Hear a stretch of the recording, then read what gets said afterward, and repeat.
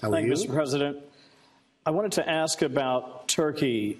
Did President Erdogan's decisions surprise you? And if they did not surprise you, would you make the same decision as you made before in removing U.S. forces? And I guess we just heard that UAW and GM may have been able to work out a deal. If I could get your reaction to that and what that might mean for the U.S. economy.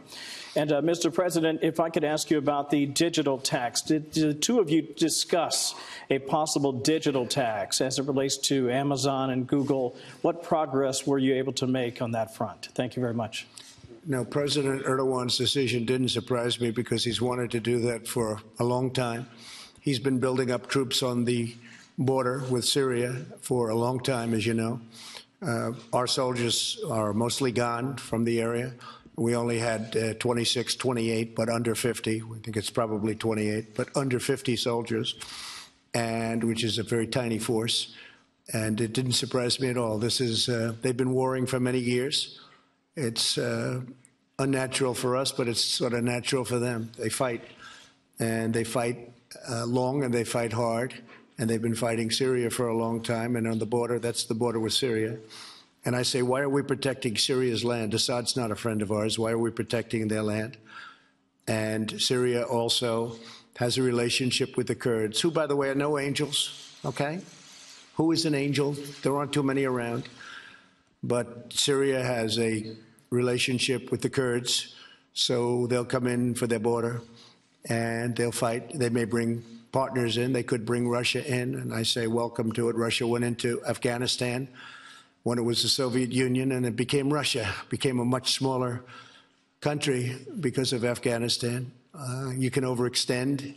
You can do a lot of things. But frankly, if Russia is going to help in protecting the Kurds, that's a good thing, not a bad thing. But it would be led by Syria. And Syria doesn't want Turkey to take its land. I can understand that. But what does that have to do with the United States of America if they're fighting over Syria's land? Are we supposed to fight a NATO member in order that Syria, who is not our friend, keeps their land? I don't think so. But Syria does have a relationship with the Kurds. The thing that's common is that everybody hates ISIS. Now, the PKK, which is a part of the Kurds, as you know, is probably worse at terror and more of a terrorist threat in many ways than ISIS. So it's a very semi-complicated, not too complicated if you're smart, but it's a semi-complicated problem. And I think it's a problem that we have very nicely under control. We have two countries wanting their land.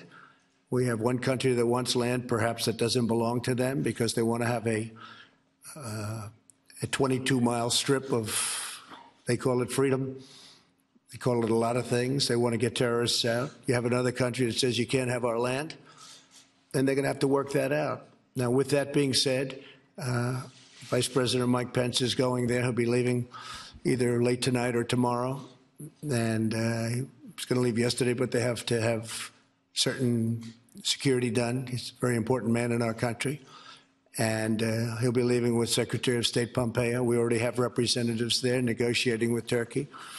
We put massive sanctions on Turkey, and we have additional sanctions on Turkey. And when I ran on a basis we're going to bring our great soldiers back home where they belong. We don't have to fight these endless wars. We're bringing them back home. That's what I want on. And some people, whether you call it the military-industrial complex or beyond that, they'd like me to stay. One of the problems I have, and one of, for instance, with the witch hunt, you have people that want me to stay. They want me to fight forever. They do very well fighting. That's what they want to do, fight.